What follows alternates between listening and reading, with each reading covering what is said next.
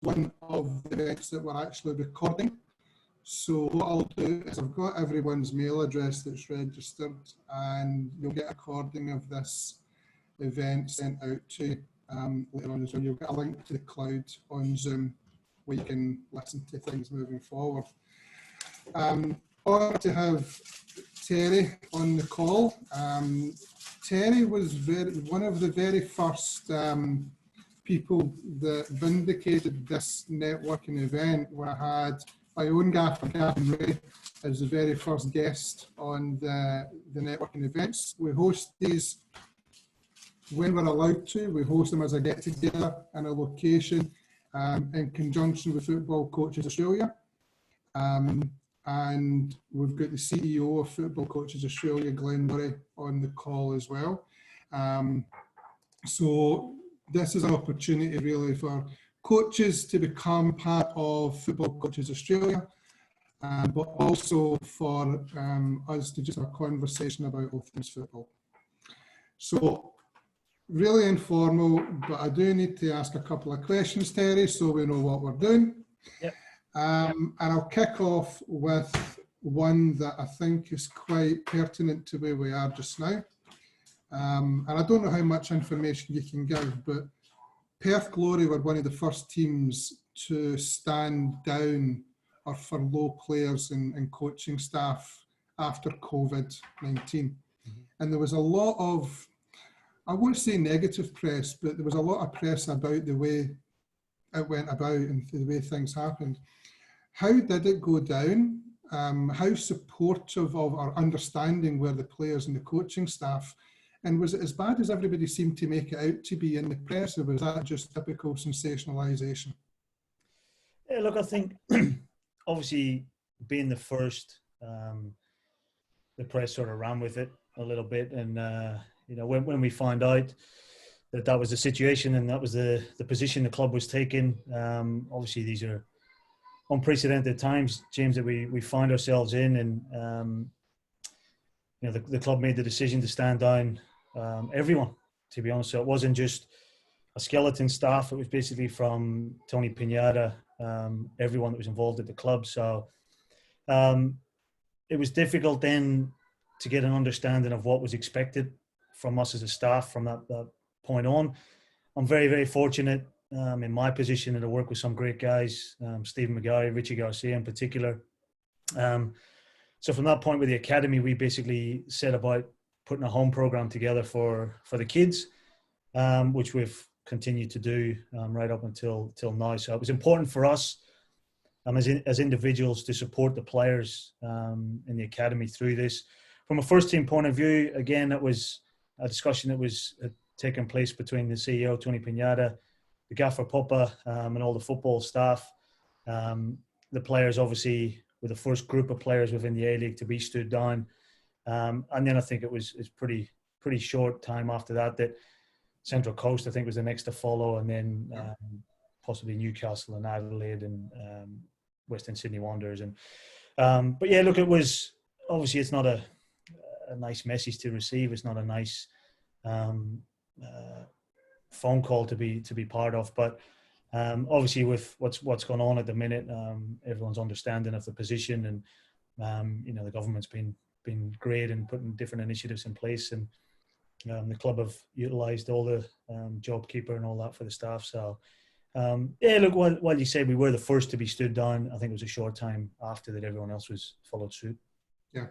So how do you think this is going to change the game moving forward? Do you foresee many changes, or do you think it's, in what way do you think it's actually going to affect the way that football is thought about, football is played? Maybe more pertinently, you know, with obviously with Glenn on the call, from a coaching staff perspective, from a contractual perspective, how do you think that's going to, you know, change the things moving forward? Yeah, look, I think, again, James, going back to, at the minute we're still in an unknown. So until we get clearances from government, from the World Health Organization, you know, I've seen there's been different narratives and different communications in the social media and mainstream media about NRL, AFL, A-League getting up and going end of May, start of June. I think I saw something yesterday where social distancing was going to be still in place for the next 68 months. And one of the questions was asked was, how do you social distance at a corner? I think over the years, all of us that have been involved in football, sometimes you think the defenders are social distancing at times. But I'm glad you said that and not me. I really am. No, look, I think when we do come out the other side of it, and we will, that's the most important thing for people to remember, and people to keep in perspective, that there'll always be football. There'll always be a game for the kids to play. There'll always be somewhere for the kids to aspire to get to.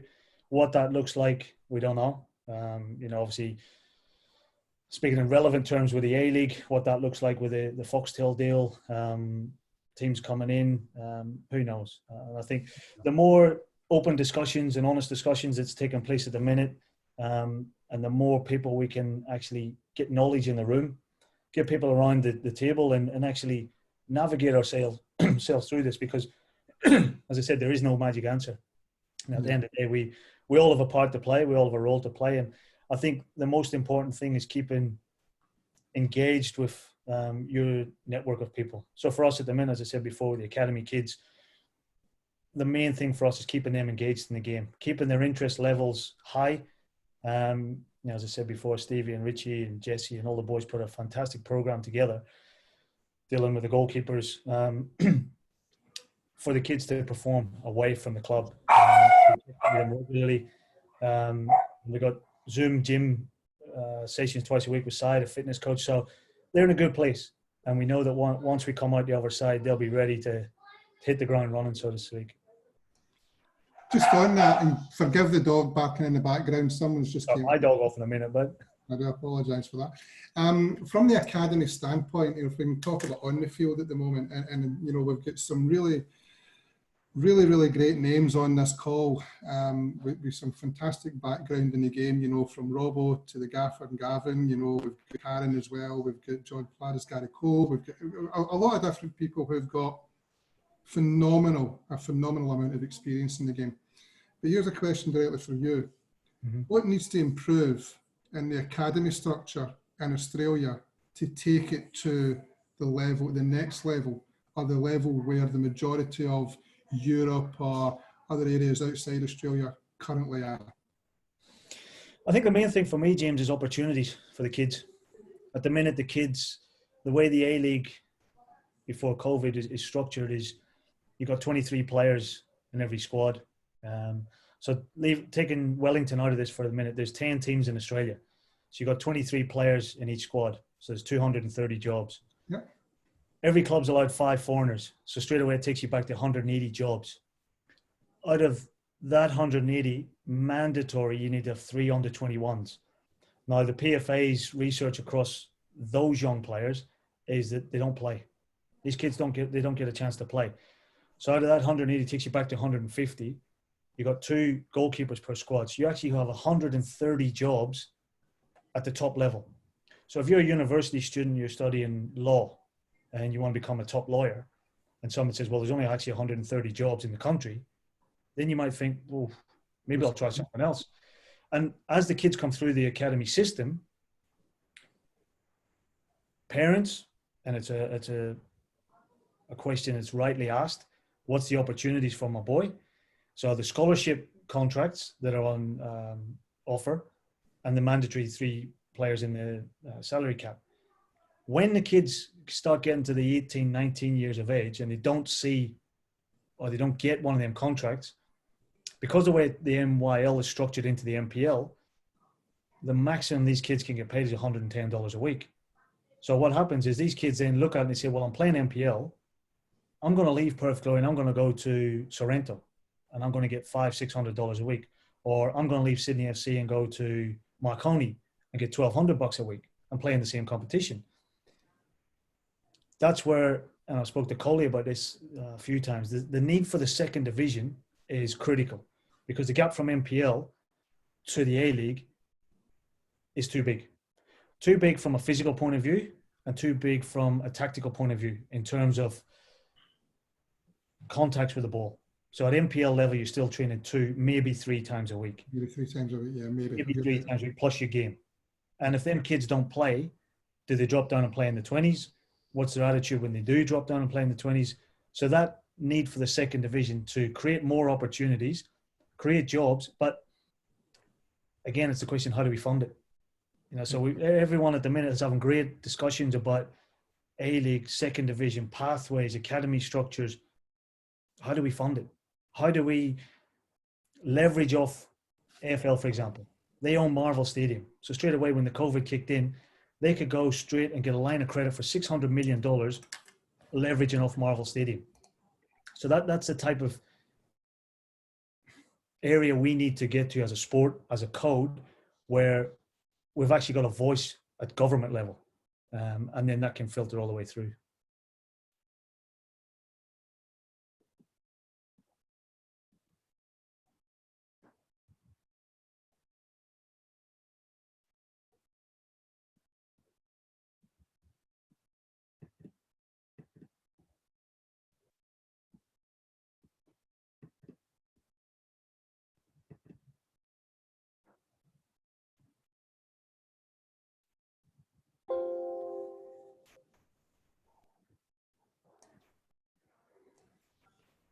Terry, you can hear me? Yeah, got you, mate. I don't know what happened there. You got to pay your bill, mate. I don't know what happened. No. I'm sitting right next to the bloody well Wi-Fi. I don't know what happened there. I do apologise for that, everyone. I don't know what happened there. Terry just stopped halfway through. Yeah, so you were talking about the gap between the A-League and NPL, Terry. Yeah, so what I was saying, when this COVID pandemic kicked off, AFL, because they own Marvel Stadium, they were able to go to the government and get a line of credit of $600 million to prop up the competition, prop up their code. That's the sort of level of discussions that we need to get to as a code, where we can leverage off the sport. What we've seen recently in all the communications come from FFAs, it's the biggest participated sport in the country. So we need to use what we can and not manipulate, but leverage off that to have a government support funding, which basically then can prop up and set up a first, second, third division if possible. Okay. So just on that then, I had a conversation with Arnie a few months ago, and he was saying that he felt that the best opportunity for younger players up, 17, 18 would be to go overseas, to look to try and get into some sort of first or second year scholarship, to maybe look for an academy over there. And obviously it takes a lot of time, as I'm sure you know, to cement your reputation in a different country. Do you believe that that is something that people should, younger kids or kids of that age should be looking at? Do you think that that's where there's more opportunities to go to overseas and maybe, get an education and things like that? Do you think that that's the way forward for younger kids? Well, I think that the first thing I'd ask in that instance, James, would be, why are the kids going overseas at 17, 18? And it goes back to what we were saying before, that they don't feel the opportunities here. So rather than extracting kids away from our environment, extracting them out of the domestic game here, let's create opportunities for them. Let's actually build a pathway. Let's have like I said, the second division before is critical. So to get to that point, how do we get funding, source sustainability from a funding point of view, from a resource point of view, from a sustainability point of view, so that the kids won't leave? And then what you'll have is a conveyor belt of kids and depth of talent. So when I was at Sydney FC, what we always tried to do in building squads and recruiting teams was, when you've got a salary cap, get a good young kid that over a 6 or 8 month period will push out a senior player of your first team. So, and the reason for that was, if you've got a player on, say, 300 grand in the salary cap, and you bring in a kid on minimum wage, 70, 75 grand, who's doing as just as good a job or better than the senior player, that kid will play. You take the 230 grand that's left over and you spread it amongst the rest of your squad, and then you can keep that core group together. Then players are few and far between. So if you actually have a proper MYL, not 8 games where it's 2 conferences and then a final, an actual competition where these kids are tested playing the best against the best week in, week out, that talent pool grows. Then you can go into the MPL. Then you can filter down. And if you've got a second division, again, the talent pool grows and grows. But it's about having a funding model to support that. So to your question, I wouldn't advocate kids going overseas if the opportunities is here. Because what I've seen in my experience is the kids, a lot of them that go early, they come back. And they've had a little taste of it. And then they're straight back here. What I'd like to see is the kids get to a point where when they go, they don't come back. So the days of the 6 boys that have been on recently and voicing opinion quite a lot recently, Viduka, Johnny Aloisi, Scott, Craig Moore. When they went, they stayed. Richie Garcia, when they went, they stayed. And they played Premier League. They might have had to drop down within the league structure in England. And then what happens, they bring that knowledge and that experience and professionalism back to your domestic competition, which helps the next generation of kids. They look at the Australian boys and say, well, he played for Newcastle, he played for West Ham, he played for Coventry, whoever you played for, that's where I want to go. And you do it at the right time. Yeah. That's an interesting view. I mean, and you're right, there's a lot, and one of the questions I've got here is that given where we are now, what's been going on, everyone from current players to former players to TV personalities to the bin man on the street has got an opinion on how the Australian football game should be improved. Now, there's 2 questions here. One, why do you think it's taken something like this for individuals who have got that level of experience in the game to only speak now about it? And 2, what do you think would be the one fundamental thing that you would say has to be improved on this game? Look, I think in terms of why so many people are speaking at the minute, that you'd obviously have to ask the individuals themselves why they did remain quiet for so long. Maybe they felt they didn't have a voice. Maybe they felt their opinions wasn't welcome. The great thing about football, James, is yourself, everybody has an opinion. Whether you're an armchair supporter, you say the bin man on the street, an ex-player, a current player, a coach, a mum, dad. And again, going back to this situation we're in at the minute with the isolation, I think the more discussions we have about football, then it's about trusting the people in the key positions to take each piece of information, pick the best pieces and run with it. And I think the second part of your question, what I think needs to be changed, I think it's definitely opportunities for kids. And I think there's been a million things discussed at the minute. Domestic transfers, loan systems, all the different things. But you need players to have a transfer system. So if we don't have the pathways, we don't have enough opportunities for these kids to develop and grow. At the top end, the players that are there, you can have a transfer system, but who's going to buy them? Who's going to buy them, yeah. So I think now is a good time. Now is a good time. We've heard it a lot about it's time to reset. It's time to rethink. And now is a time to actually say, right, what's the foundation of what we're trying to build? So 15, 20 years, what do we want to look like? Do we want to actually be serious and be challenging J-League teams, Chinese Super League teams, Korean teams for the Champions League? I know the Wanderers won it back in 2014, and that was an amazing achievement.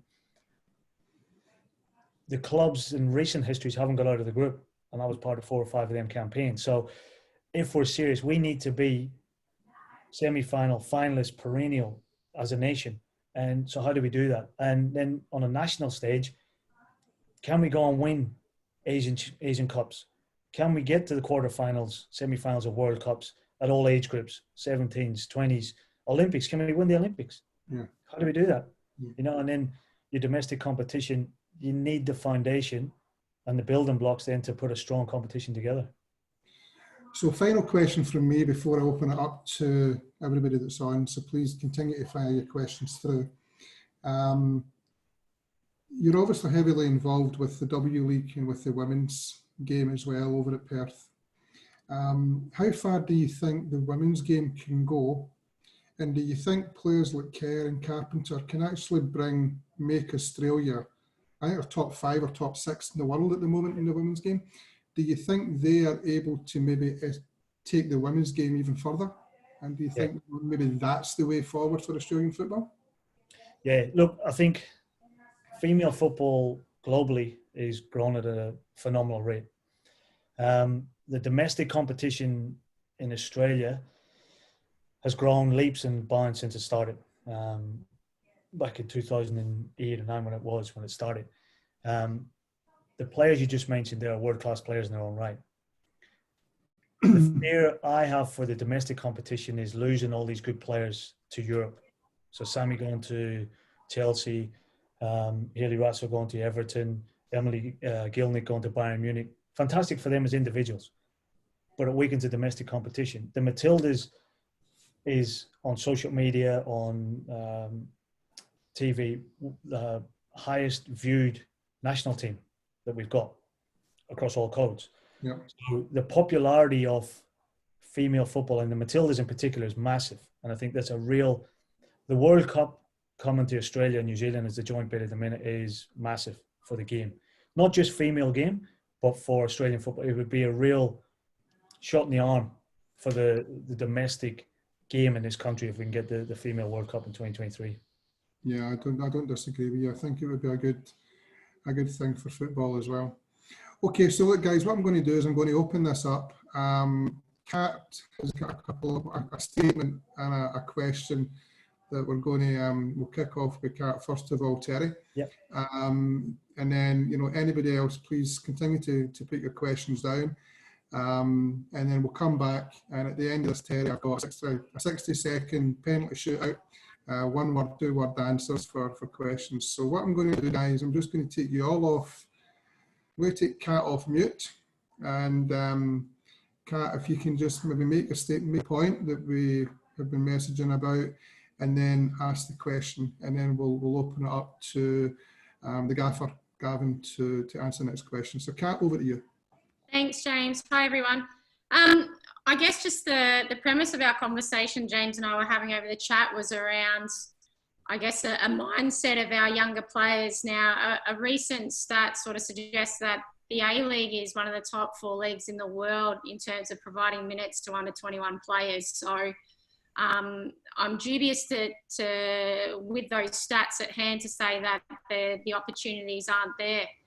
It's more so, and you made that point, Terry, that if they don't make the senior squad, or they're not in I guess, an environment that's classed as senior, they drop out and they get paid $400 down the road at Sorrento, use that example. So for me, it's going back to a mindset of the current group of players, say it's 15 to 20-year-olds, that their motivation for the sport has probably changed a lot since what I'm assuming a lot of you gentlemen and ladies on the screen, what your incentive was to play the game. I think that this demand and commercialisation of the sport is changed or influencing the mindset of our players, where they will opt not to fail. So not fail getting into a senior A-League club. They would rather see going to an NPL senior squad playing the same competition as success. So for me, it's probably just putting it out there for discussion around, I guess, rather than it just being systemic, the way we set up our competitions with a second tier, what kind of application could we put towards the mindset of some of our players to make them, I guess, full-time professionals and more high-performing for football in Australia? Yeah, look, I think it's a great point, Kat. I think it's not just isolated to football. I think it's a society as well. I think you look at the kids coming through now, and what real adversities do the kids have to overcome? And I think we've all become a victim of, and I've got 3 kids myself, and I'm as guilty as anyone, because you want to see your kids succeed. And for me, it goes back to small-sided games with no goalkeepers, and the kids didn't keep score. So to create that resilience and that overcoming adversity, kids know whether they win or lost, and it's as simple as that. And you can mask over and say, oh, everyone gets a ribbon and everyone gets a participation award. Great. The kids know whether they've won or lost. So we've actually taken that that winning mentality away from them at an early age. So we've actually, instead of developing a growth mindset, we've actually put them into a fixed mindset from a very early age. And so I think if we can, again, create challenges in the pathways, create adversity challenges for the kids to overcome, so that they can actually, it's the fear of failure. So if the kids think they're going to fail, they'd rather do something easier and succeed than try something that's hard and fail.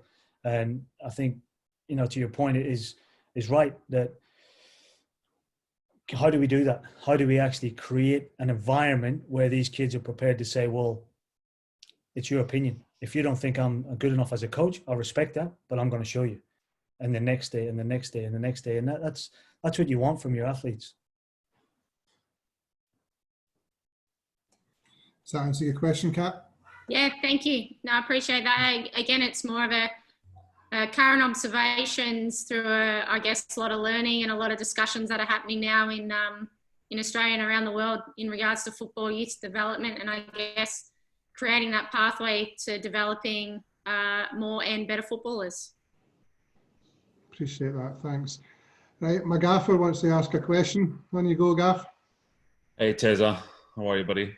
But Listen, I just wanted to just sort of ask, I'm sort of intrigued by your role you had at Sydney FC and how different that is to actually coaching, and what did you prefer? What did you miss? What were good parts of it, etc.?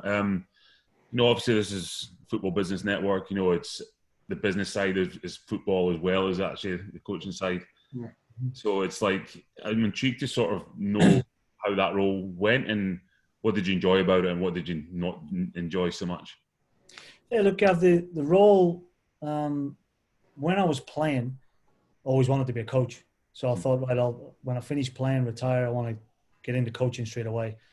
I did a Masters of Coaching at Sydney Uni while I was playing before I did my badges. So I thought if I just went and did my badges, having 20, like yourself, 20 years in the game, you've got a knowledge of the game. You think, can I transfer all of that knowledge that I've picked up during my playing days into a coaching philosophy? But I want to actually understand how to coach people and how to get the best out of people and how to build a team, build a culture. And there was all things of project management, finances. It was a great course. Through the course, I got really intrigued and fascinated by people and why groups of people do what they do and why would they follow a leader. So a coach, CEO, a chairman, whoever. My thesis was developing a high performance environment through the organizational culture. So long story short, Frank Farina had left the club as the boss. I retired and Graham Arnold was coming in as the coach. And the chairman, Mr. Scott Barlow, rang me and said, look, I want you to meet with Graham Arnold, have a coffee. There's a possibility he's going to be the new coach. So I met with Arnie. We had a discussion about everything that I had experienced at the club, good, bad, indifferent, what I felt worked well, what we could change, what was opportunities to enhance and grow the club. So my first role was general manager of player welfare. So it was basically building this environment of safety and care for the players, their wives, their children. So everything from relocation, finding houses for the families, schools for the kids, jobs for the wives if they needed, interpreters for the foreign players if they needed it, English lessons, working with Gabby Ripple, with the PFA and with the younger players in education and setting that up. From there, then it progressed into the football manager of the A-League team, which was more operational. So it was obviously the flights, hotels, accommodation, buses, training ground, the relationship and the management between the university and the football club. That then progressed into general manager of football, where, to your point, Gav, that became more business-like. So I had the football budget, which was the A-League salary cap, the A-League operating budget, again, in terms of flights, accommodation, ground hire, everything, kit, apparel, and then extended into the W League, the salary cap, and NYL as well. The academy was separate at Sydney. So in terms of the business side of it, it was managing the finances of the operational side of the football club plus the salary cap. The football side, it went sort of hand in hand with the business and the football. So I worked closely with Arnie, Clarkey, Steve Corica, Doug Coors, and all the medical team, Stan Avances, Joey Newton, logistics, just making sure that they had everything available so they could do their job properly. With the football side, we built a style of play. So it was a style of play that built into a football philosophy, which then cascaded through the football club into the academy. With the style of play, we built key competencies for every player in each position. Then we drilled that down and said, well, how does that actually look for a right back, for a centre back, and that was broken into technical, tactical, physical, mental. So we ran all our current players at that time through the competency reports. To bring in a player, to recruit a player, then we would overlay the potential player with what we currently had. And we'd say, right, we always look to bring in better than what we've got to keep improving the squad. We then looked at a salary cap system and said, right, how do we manipulate the competencies of the players in line with the salaries they've been paid? So, for example, if we had a right-footed centre back, and we're paying him 100 grand, and we want to bring in another right-footed centre back, and he's 25% better at every key competency that we're analysing, is he then worth 125 grand in the salary cap? It's not an exact science. What it was for us it was a discussion point and an information piece that we can deliver to the board and say, these are the players we want to sign, these are the salaries that we're prepared to pay, and these are the reasons why. So it was basically giving context to the player signings for the chairman, because at the end of the day, it was his money. So what we want to say is we've done our due diligence. So the competency report was built on two things, competency and character. So we did a lot of background checks on every player that come into the club to enhance that culture that we talked about earlier. So one, we want to bring in good footballers that were better than what we got, and we want to bring in good people that was going to progress the culture and progress the dressing room. So good parts about the job, Gavin, was same as yourself, mate, when it works. When you get a message from an agent, a player's name, and you take the player's name and you build a report and you do all your footage and you do all your character checks, you do everything, you present it to the boss. He likes him, he wants to sign him, you negotiate the contract with the agent, you speak to the player, he's happy with the city, he comes in, he plays well and he scores, does well for the team, you win. That was the best part. When there was success, or when a player's wife comes and thanks you at the end of the year for a wonderful year that the family's had, that's the rewarding piece of it. Bits I didn't like was, mate, it's football. And it's everything we want to do when we're kids, be involved in the game. Some of the screaming matches with agents down the other end of the phone's not nice, but it's business. And at the end of the day, you don't always get every deal done, but you're professional and you move on. But the other side that I didn't particularly like was when players leave. That was always the hardest thing. When they left to progress themselves and move on to different higher leagues and better salaries for them and their families, of course that was great for them. It was sad because you're starting now to chip away at the culture of the team, and so you have to bring someone else in. The hardest part was the younger players, releasing them and letting them go and telling them, I've sat with kids that are 20, and it's again back to Kat's point earlier, kids that are 20 going into 21, so I got about to turn 22, and because of the rules in and around the salary cap, we're saying we can only have 3 at that age. There's not a contract for you because we've only got 23 contracts. You're too old. And the kid's looking at you thinking, I'm 22. How am I too old? So that was probably the hardest part, to be honest, mate. No, it's fascinating, that whole putting the frameworks in place and stuff, and really interesting, to see that side of it. No, it's good. Thanks for that. It was great. Yeah, no worries, yeah. Glenn, you've got a question for Teza. Yeah, thanks. Thanks, Terry. And also thanks to Terry again for the fantastic support you're showing Football Coaches Australia as we move forward. Before I ask my question, I'd just also like to say hello to Karen Grieger online. It's fantastic to see you, Karen, and congrats on being able to have your first drink of champagne this week, and look forward to you assuming full health again and working with you as we move forward. Terry, if you, as part of our ongoing developing relationship with you with FCA, you're doing a lot of work now with Mental Health Masterclass, yeah. and Lucian O'Kill and Nick Brax. Could you just expand on that and how you're introduced to their organisation and the role that they play in supporting coaches and athletes? Yeah, look, for me, Glenn, as you know, I'm very, very big on the welfare of players and very big on the welfare of people. Just to go back a few years, 2016, we got the grand final. 2015, the following season we got to the round of 16 in the Champions League, but we didn't get out of we didn't make the finals in the A-League. So it was a point in time for us as a staff. We went away and reflected on what we could do better, if there's anything in the program that we could change, how we could address different issues. The coaching model was technical, tactical, physical, mental, overarched by communication. We had Arnie, who was the best tactician in the competition. We had Clarkey, who was the best physical coach who you had on the other night, Glenn. And technically that was up to Stevie Corrigan, was the skills coach, plus the recruitment team. So Dougie Kors, myself, Adam Barbera, Matt Constantini. So technically bringing in good players, tactically getting them involved in the style of play and the game plan we want to play, and physically having them prepared to actually play the way Arnie wanted to play in the club style of play and the philosophy that was in place. What we didn't have was anyone in the mental space.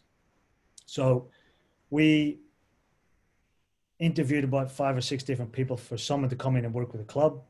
A good friend of mine is a guy called Mike Conway. So Mike came in and worked with the team for a period of time that was the most successful period in the club's history. And some of the things that he did with the players, obviously that was confidential. It was between him and the players. But he just seemed to turn their mindset and just turned this, there was this just air of positivity around the whole club, down to little things where even in the media we'd work with Arnie and say this word, use this word, do this. So supporting the players mentally through that period and having that safety net was something that I felt very, very strongly and passionate about, and continue to do so. So what you're saying with the mental masterclass, Glenn, is a good friend of mine, Lucian O'Kill, who was introduced to me by my former agent, Richard Rudsky, in Melbourne. Lucian has been through quite a bit himself. He's got his own story of where he is today. And he reached out and said, look, during this period of time now of uncertainty, there's a lot of anxiety, there's a lot of uncharted waters, if you like. So he had this product that's basically a toolkit of what to do, how to do, when to do, if you're having any of these issues or feelings. He was very kindly give us 100 logins for all the academy kids and the parents at the academy in Perth, and for all the coaches as well. And then he extended that through to FCA. So I think that's something that, especially in these uncertain times at the minute, is a real good resource for everyone to be able to pull on and to utilize. It's basically a series of videos, tutorials about owning your own story, when you're feeling stressed, when you have anxiety attacks, different, and just how to actually take control of what's happening, recognizing the emotions, understanding them, and having coping mechanisms in place. So, as you said, Glenn, that's something that's I'm very, very passionate about. Thanks, Mark. Thank you. And it's great that you say that, Terry, because I don't know if you know, obviously, Gavin works as an MD of an organisation. He's also introduced a mental health support mechanism within that industry as well, because I think people don't realise the importance of it. So, you know, yeah. I spoke to Gav about it, and hats off to both of you in that one, because it's something that people don't understand, especially in the game. You know, people just think that I think especially this is an easy thing to do, and it's not. Yeah, I think especially at this time as well, James, where, you know, if you are having them feelings or that's you're dealing with that, the one thing that we always get told is talk to someone, be around people, get together. But now we're being told stay at home, isolate. So it's a complete opposite. So again, going back to my good friend Mike Conway. Mike works for, or owns he's the CEO of a company, X Venture. Fantastic. It's fantastic. Recently, Mike has developed these virtual worlds to keep people connected. So last week we had a group of the Perth Glory Academy coaches. I was sitting in my house in South Perth. We had 2 or 3 boys up north. We had a boy in Fremantle. We were at one team. So we're connecting through Zoom, and we're in this virtual world, taking on these challenges, sorting out challenges in different rooms, in different scenarios in a back of house football stadium. We were playing against a team from, half of them was in Sydney, half was in London. There was a team from Melbourne. There was a team from Darwin. There was a team from Wollongong. And it just, what we're experiencing at the minute, it was completely freed your mind. It got you away from the isolation, the COVID, the media that's on the minute, another death, this and that. So that was just another little thing that it's a tool that's there that, you know, people can tap into as well. No, I've been fortunate enough to actually do the X Venture with Football Coaches Australia in Glen, and I actually cannot praise it enough. It was absolutely bloody brilliant. Yeah. You know, it's something that really, if from a coaching perspective, you should genuinely look at contacting FCA, contacting X Venture, because it is something that, even as a team building exercise, it's just a phenomenal piece of, you know, idea. It really, really should be promoted. Okay, this will be a good one. Robbo has got a statement for you, so please don't mention Vegas, but I'll let you guys, Robbo, that's a beauty, so please fire away, mate. Ezra, how are you, mate? I'm sure you and I could talk for hours about this. At the risk of sounding old school, you know, I've got yourself on, I've got Gavin Ray, obviously my brother-in-law, who I know very well, and myself. In terms of mentality of footballers in Australia at this moment in time versus the mentality of footballers in the UK that I see day in, day out, have you noticed the difference between when you were growing up in terms of, you know, your time at QPR and the clubs that you played for, to the players you're dealing with at Sydney FC, Perth Glory, in the way that their mentality is, first and foremost, before we talk about talent, their mentality towards being a footballer, becoming a footballer, is it any different in the UK to what you have seen in Australia? That's probably the first part of the question that I wouldn't mind getting your answer to, because when I was in Australia, I didn't deal with players of the A-League youth, so I don't know if that's the elite level. I didn't deal with them, mate. I dealt with players at a lower level and at a lower age. But just from what you've seen in Australia compared to when you were coming through in the UK, is there a big difference? I mean, forget about talent, because we know that Australia's got talented footballers. The mentality side of things of a footballer, mate. Yeah, it's a very valid point, Robin.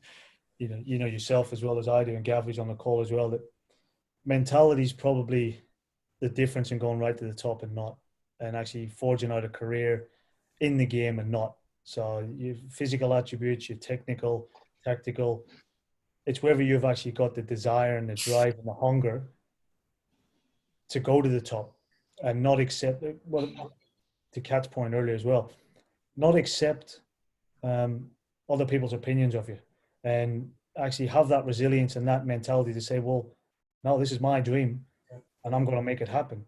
And again, when you talk about old school, I joined QPR in 1997. QPR had just been relegated out of the Premier League at the time. Stuart Houston was the manager with Bruce Rioch. Bruce was old school. There's a name. Talk about old school. He was proper old school. When I was in a YT, our job was to set up the first team training pitch in the morning. So we'd be carrying the goals out as every youth team does. But Bruce would do it with us, and he'd be grilling us. What's the circumference of the center circle? What's the diameter of the circle at the top of the box? And we were kids, man. We didn't know this. And he used to smash us. This is your craft. This is your trade. You need to know everything about the game. What's the optimal length of the grass? All this. I remember the first day I got asked to train with the first team. So the first team had a game coming up on the weekend. There was about 4 or 5 of us in the youth team that got pulled across to make up the numbers, basically. They were playing 11v11 game. We got pulled across. And Big Alan McDonald, God rest him, he's passed now, was the captain of QPR at the time, from Northern Ireland. He took me under his wing when I came in. He was someone that I trusted, like a father figure for me when I came in. So the game developed. We John Spencer, who you know, Boyley, was playing up front at the time. The ball's dropped between me and Spenny. We've gone into a challenge. I've poked the ball through Spenny's legs. Now, you know, Robbo, when you not make a senior player in front of his peers, it's not the wisest thing to do. So all the boys are laughing in bits. And I thought, I didn't think anything of it. I thought, oh, the game's gone on. We finished the game, walking into the change room. Big Mac said, meet me at the stadium in 20 minutes. So where the training ground was in Ealing Common down to Shepherd's Bush was maybe 10 minutes on the bus. So I'm a YT. I've walked out the training ground, went down to the bus stop, waiting on 207 to go down Uxbridge Road. Big Mac's come out in his car, BMW, he's turned left. I thought, oh, you give me a lift. He drove straight past me. So I thought, okay. So I've got down there. There's only me and him there. He's grabbed me by the throat, pinned me against the wall, said, listen here, you little, if you ever not make a senior player again, I'll rip your head off. And this was something that I was looking up to, and I was thinking, whoa, what's going on here? What is it? What it was old school mentality of developing respect for my peers. Him putting that fear of God in me not to do that again, or not even to try it again. And not that I would want to see that for the kids today, because that's one extreme to the other. But I think of course. the kids today, Robbo, there's a sense of entitlement. There's a sense of, of course. I want to be a footballer. I want to drive a flash car. I want to have diamond earrings. I want to have the latest iPhone 11. I want to have the Beats headphones. I want to have AirPods. I want to have all the, without doing the other part, without actually and coming through and actually being a footballer and saying, right, do you do your extras? Do you do your prehab before training? Do you do all your activations? Do you do, what's your weaknesses? What's your coaches saying to you? Do you actually work on that? And for me, Robbo, it is a mentality thing. Because as you said before, the talent's there. The kids can all play, man. You know, from SAP programs to MPL to academies to all the way through. The kids can play football. Yeah, but it's actually having the mentality to turn around and say, well, I'm going to go and do it by myself. You know, you get home from school. You go to your training at 6:30, whatever it is. I'm going to go down the park with my mates. So I'm going to go against the wall. Like when we were growing up, you get a ball out every day and you're smashing the ball off the walls and doing what you're doing. Then you go into a structured environment. For me, there isn't even an unstructured environment or an unstructured approach just to play football. Like, yeah. You drive around the parks here, there's goalposts everywhere. You very rarely see just a group of kids having a game of football. You know? Yeah. So for me, we will never be able to change that.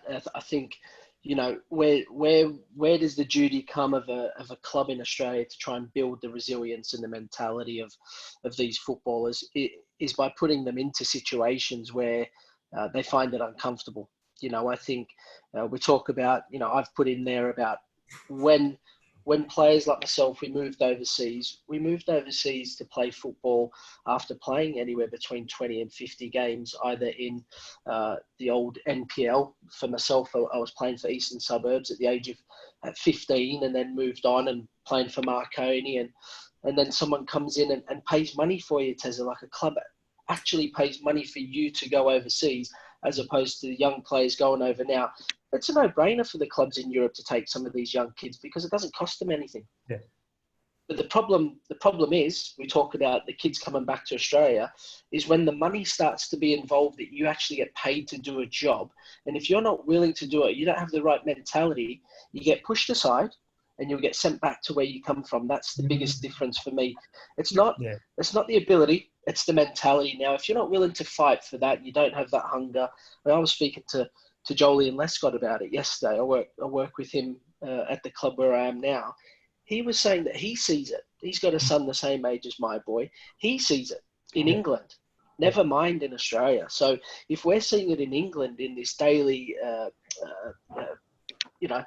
atmosphere that we're in, it must be happening in Australia, Tezza. It must be. And there has to be a way of changing that mentality, whether that's ex-players coming in. And I know we can only talk about it so much. You can only talk in front of, 10, 15 kids, and you can only hope that maybe one or two of them take it in.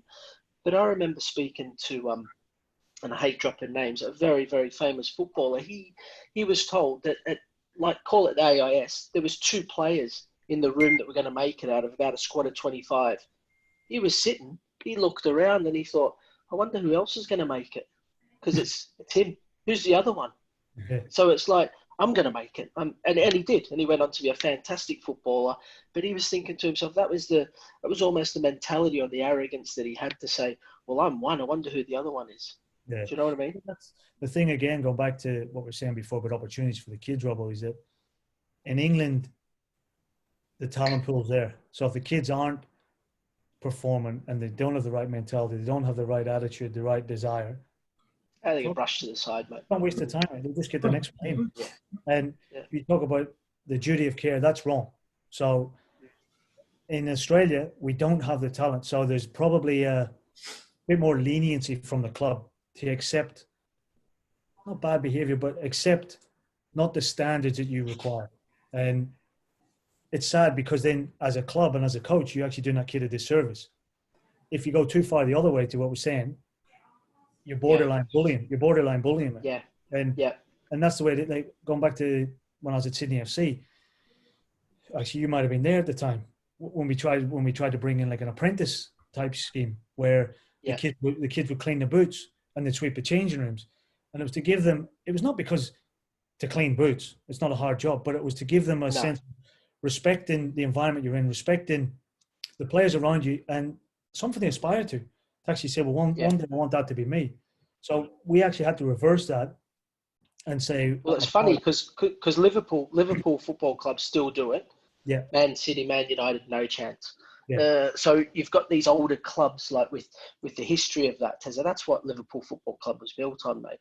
Polishing boots and having good values. They've still got that. Yeah. Well, that's nothing to do with the development of the player as an individual talent-wise, but it's actually building. If anything, you're actually creating an obstacle for him to overcome. To say, if you're in the youth team, you've got to do these jobs. You've got to clean boots. You've got to sweep change rooms. When you get in the first team, you don't have to do it anymore. And it's almost a little carrot for them to say, I don't want to do this anymore. I want to go and play in the first team. So we did it at Macquarie, and Glenn knows the landscape, you know as well, Robbo, where you had the youth team trained down the bottom and the first team trained up to the top. And there was a hill. So it was actually visual for the kids. We'd say, right, what are you prepared to do to get over that hill? And when you do get over the hill, how are you going to stay there? And that was, you try and challenge the kids mentally and say, right, what are you going to do different to the person next to you? Because not all of you are going to get there. Not all of you are going to get there. So I think that the mentality side of it is definitely something that needs addressing in terms of resilience and in terms of adversity. I played in the championship on the Sunday. We got relegated with Wolves. The next game of football I played was in the conference. So I dropped 4-5 divisions compared to football. And I could easily have thrown the towel in and said, oh, well, ITV Digital collapsed. There's no money in the game. Ian Holloway released me. He didn't like me. A million things. I said, well, no, I want to be a footballer. I played in the conference. Still wasn't really getting anywhere. Then the opportunity come to Australia, and I came over here. So was it part of my plan to play as a kid? to play in Australia? No. My plan was to be a professional footballer. So if that meant going to Australia to realise my dream, that's what I was prepared to do. So, yeah. And what you've done, mate, just finally, what you've done, I've got massive respect for you, mate, because obviously I've gone from one environment to the other on the other side of the world, and it isn't easy, mate. So it's no different from you going from the UK to Australia, mate. And obviously I've told you this before, massive respect to you, mate. And obviously what you achieved is fantastic. And I spread that story over here to young players that potentially might be getting released from clubs and so forth, just saying, don't put yourself in the bubble of just the UK. Sometimes broaden your horizons and look outside of that, mate. So well done, buddy. Thanks for that, mate. Well, thanks, buddy. It's so apt because I remember, just before I move on to the next question, my first job was cleaning the boots and then cleaning the bath at Fir Park. And much like yourself, Terry, I'm embarrassed. A first team player, and I went into the club the next day, and I had to go out and play football, and somebody had shat in my boots. I had to play football with somebody who'd actually shat in the boots. And Gav will tell you that happens a lot. But it's interesting, and we've got a guy on the call just now called John Pladis, who he's in the UK, an Australian guy, but he's been banging on for years about mentality of players and young players. And I'm watching John just now, and he's got a smile on his face because everything you're saying there is exactly what he's been trying to batter on about, and nobody's prepared to listen. But just on that, Mr. Gary Cole has a question that he's put on. So, Mr. G, over to you, sir. Yeah, Mr. Cole's my dad as well, by the way. Sorry, boss. Great, Tex. How you going, mate? Thanks for this. Good, guys. How are you, bud? Great listening. I'll be looking for the subtitles to try and translate it, but I'm getting most of it. Yeah. Just following on that chat with Robbo, which was terrific. Obviously, I'm a dinosaur in and around this conversation because I coached a long time ago. But right now, particularly for the youngsters, it seems that it's all about not coaching too much because we've done that too much in the past. And let the game be the teacher, and hopefully everyone has a lot of fun and does all that. And I don't think anyone would disagree with that. We all want kids to get involved and enjoy the game. But how old do the kids have to be before the coaches, academy coaches or rep coaches start to teach them the reality, help them to become men and women as they're developing? So we're talking about the holistic development of athletes, but when does reality kick in for kids that, hopefully the kids and not their parents, have this dream of them going on to be an elite athlete and a professional athlete? Yeah, look, I think for me, Gary, that's what you said, touched on there, the holistic approach. Everyone that I've come in contact with, players from A-League, W-League, right down to on the 12s at Perth Glory, everyone's penny drops at different times. So as a coach, getting to know each player and how you can actually coach that player. So some kids, some A-League players, you need to tell them over. Some just get it like that. So I think it's not having a blanket approach and just, like you said, letting the kids go off and having this guided discovery that they talk about now with the coaching things. And if it's guided discovery and the kids don't know what to discover, and how do they know when to find it? So as a coach, you actually need to know your players and say, right, this one I need to put an arm around him. I need to tell him this and this. These are the instructions that I want from him. This one, you can actually tell him a bigger picture. So you can actually tactically talk to him and he gets it straight away, or her, whatever the case may be. So I think that in terms of the reality of progressing to the next level, that comes down to the individual. I think everyone creates their own reality, guys. And I think if it's going back to what we were saying before about the mentality, what are you prepared to do as an individual to make that reality, your dream, come to life? And it's not accepting someone's opinion, because going back to the very start of the call with Boyley, every single person in the game has got an opinion. So as an individual or an athlete, and someone says, you're not playing this week, or your contract here is finished, or now you're not good enough for us in the trials. I'll go somewhere else. So it's actually understanding what your own reality is and what you're prepared to do to achieve it. So I think the coach, in my experience, the coach can drive that in certain ways and can drive it individually within a team framework. But for me, it's up to the individual to actually say, well, what am I prepared to do as an individual to create my own reality? If there's not another one to go, James, you're happy for me. It was interesting listening to you talking about the other senior pros giving you a kick up the arse for not doing anything. And on my own experience, before there were coaches, it was always the senior players at training where the coaching came from. Yeah. You know, when I started to play, the coaches were about, okay, let's run a couple of laps, sit-ups, push-ups, get stuck in, lads, go and do it. But the real teaching happened from other players on the pitch that had been, in some cases, pros or semi-pros, that were prepared to give you a kick up the arse or steer in the right direction. But you just wonder whether that is currently, because I'm now talking as a spectator because I've been out at the top level for a long time.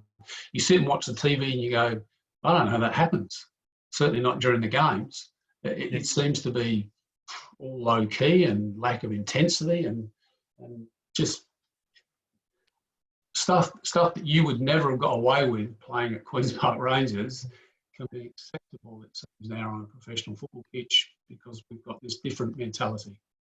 Yeah, I think as well, guys, it's going back to what we were saying before, the talent pool's not there.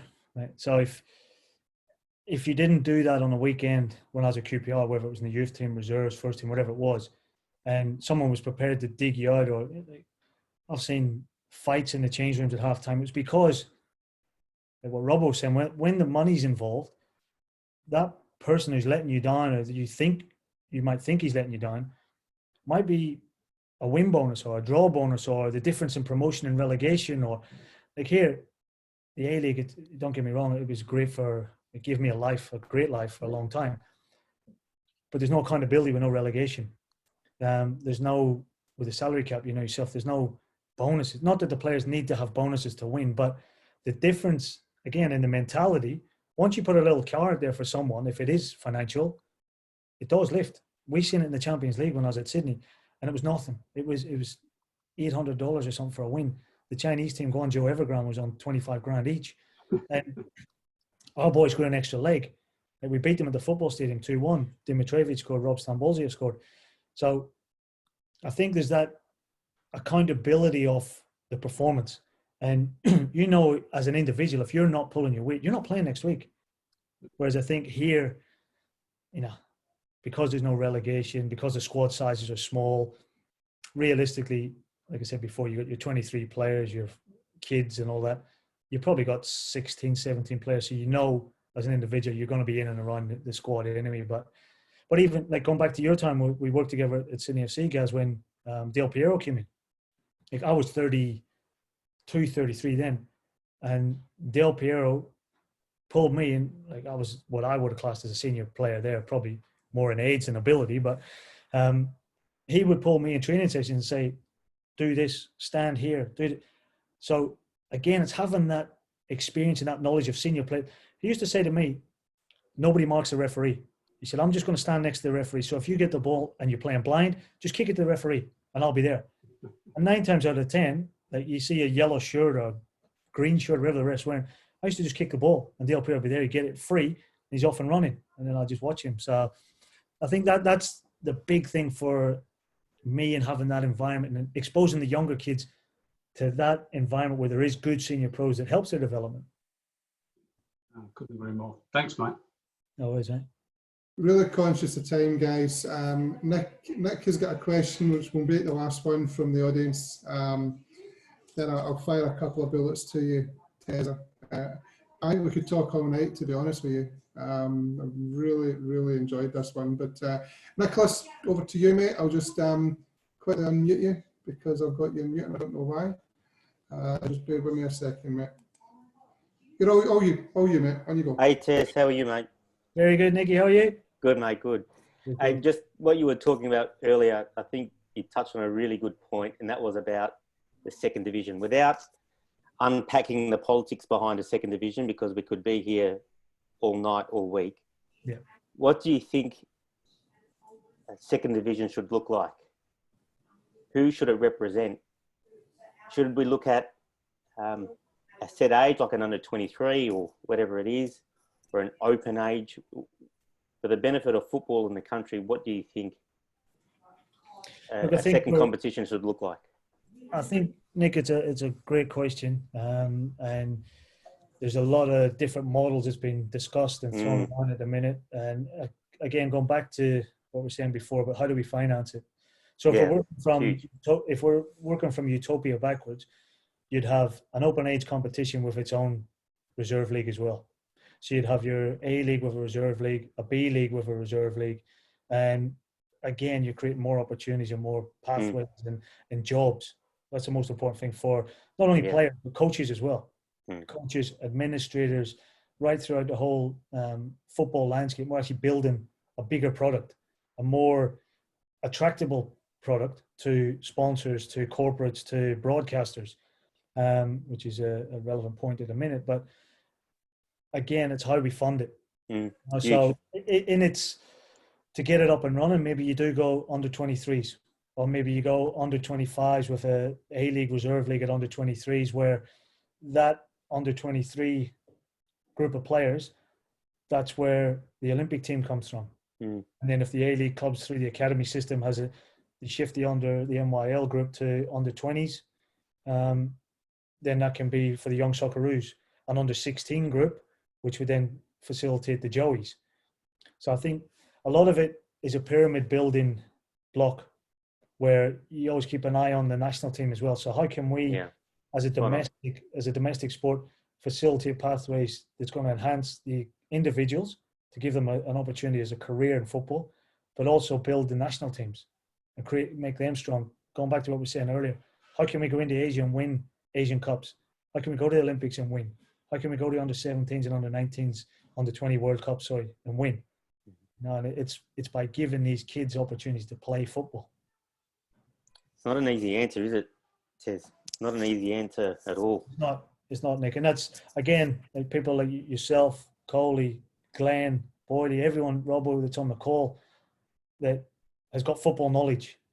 And again, the more people that actually can get around the table and say, right, this is what it looks like. This is what, and then pick holes in it. Say, well, that can't work for this reason. That's a good idea. We'll take a bit of that. We'll take a bit of that.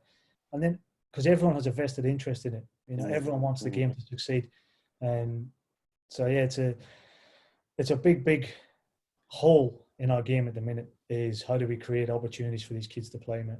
Yeah, spot on. Thanks for that, guys. Look, as I say, normally we run this to just after 7, but I think we could talk all night with Terry. I maybe look, Terry, to get you on a second time because the experience and the knowledge that you've got there is just phenomenal. But I'm going to finish off with 5 or 6 questions to you. Yep. Really quick, short and sharp. I don't want you thinking about it much. And then we'll go from there. So, obviously, I start with this all the time. Your favourite team? Celtic. Good lad. Favourite player? Paul McStay. Oh. Gavin's having palpitations at the background there. He's having palpitations. It's just as well he's on mute because I can imagine the level of conversation he's having. He smashed the laptop. Best player you've played with? Oh. Peter Crouch and Del Piero. Oh. You can actually you would put Peter Crouch and Del Piero in the same sentence. Okay, best player you've played against? Ruud Gullit. Who was that, sorry? Ruud Gullit. Ruud Gullit. And lastly, any advice you would give to any aspiring player? I think what we've been talking about all night. As a kid, you've got a dream to be a footballer. Don't ever let anyone take your dream away from you. It's your dream. It's in your head, and you own it. And do everything you can within your power to make it a reality. And don't let anybody tell you can't do it. Good answer. That's brilliant. Terry, I can't thank you enough, mate. I don't know about anybody else, but I've thoroughly enjoyed this call. We might even get you on again, Terry, if okay with you. I've taken everybody off mute. If anybody's got any final questions that you want to fire away to Terry, now's your chance. As I say, what I've done, I've recorded this. I just need to figure out how I'm going to constrain 1 hour and 45 minutes down to an acceptable size. But I'll send this out to you. The guest for next week or 2 weeks' time is Rob Sherman. Now, Rob Sherman is the former technical director of the FFA. Should be a very interesting conversation, given his recent comments and his recent decision to walk away from the FFA. Week after that, we've got Simon Hill, who obviously is the voice of football in this country. And then one for New South Wales, we've got the chairman of Football New South Wales, Anton Isaac, on the call at the end of the month as well. There will be other names that will be getting announced. I'm going to work very closely with Mr. Wally and getting some more names up. Thank you so much for joining. Terry, thank you so much again, mate. I really appreciate it. I'll catch up with you privately. Robbo, Gav, John, thanks very much again. Glenn, any last words from yourself, mate? No, I just want to thank you, James, and also Terry for tonight. For those who are aware, we've also got our workshops on Tuesday and Thursday nights, and we'll be working with James to develop our online presence with Football Business Networking and FCA. We've now extended our workshops on Tuesday and Thursdays to live streaming Facebook. On Tuesday night, we had 1,500 people listening to Andrew Clark, his workshop. And last night we had 2,500 people listening to Alec Wilson. So FCA is certainly starting to get a foot in the market, and we look forward to working with you, James, to continue this format. Brilliant. Okay. Guys, girls, thank you very much indeed for all your support tonight. Terry, once again, thank you. I'll let you get back to whatever it is you're doing before you put your trousers on, before you join the call with Robbo. And look, hopefully we'll see details for the next events will be out on the social media platforms in the next couple of days. Have a fantastic weekend. Keep washing those hands. Stay safe, and we'll see you again soon. Thanks very much, guys. Thanks, everyone. Thank you. Bye-bye. Cheers.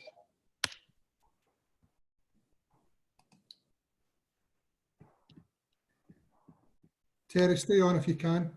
Yep.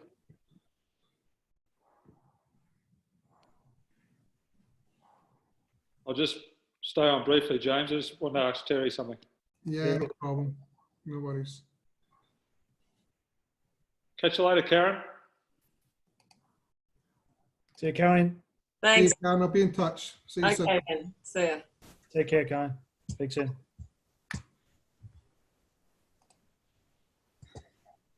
Okay. Terry, thanks, mate. Kind No of worries, pal. after that one. That was bloody brilliant. I think we could spoke all day. We spoke all day for that one. Terry, I just wanted to ask you a favour. On Wednesday night, over the last 2 days, FCA, we've had meetings with James Johnson and Greg O'Rourke. Yep. We've secured James and Greg to meet with all the A-League head coaches on Wednesday. Okay. I'll be sending an email and trying to contact Popper. Yeah. It's fairly important we get him on this one.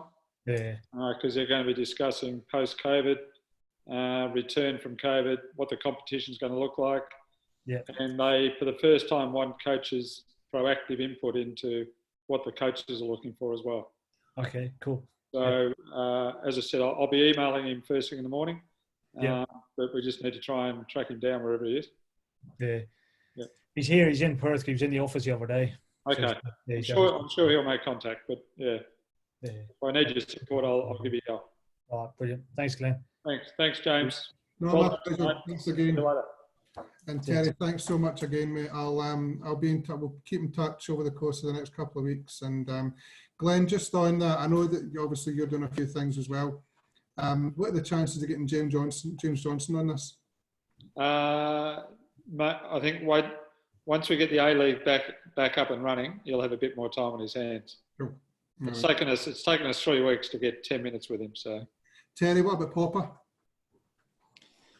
Well, mate, we've had trouble getting into the coaches' meetings, Glenn. Huh? Yeah, I can imagine. To be honest, Boyle, he's went sort of not missing. He's just got his head down. We haven't seen him. We haven't heard from him. I've had a couple of conversations with Foxy. Popper and Burnsy have sort of gone to ground, mate. Yeah, I can imagine Foxy's not gone to ground. I was talking to his nephew the other day. He's gone to Dan Murphy's more than he's gone anywhere. I just said that, not me. All right, look, Terry, thanks so much, mate. I'll be in touch with you over the course of a couple of weeks. Glenn, it was a pleasure. And also, Terry, I'll get Lucian sent me through all the stuff. Yep. So James and Greg will be on for the first half hour. Yep. I'll get Lucian on for the second half.